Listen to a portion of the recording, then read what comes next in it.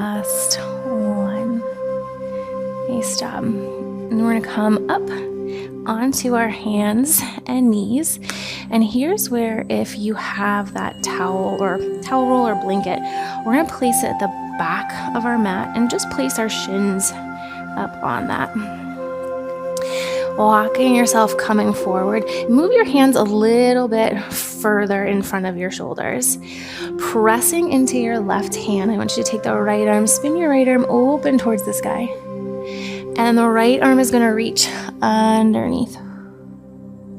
Press into that left hand, spin yourself, come up.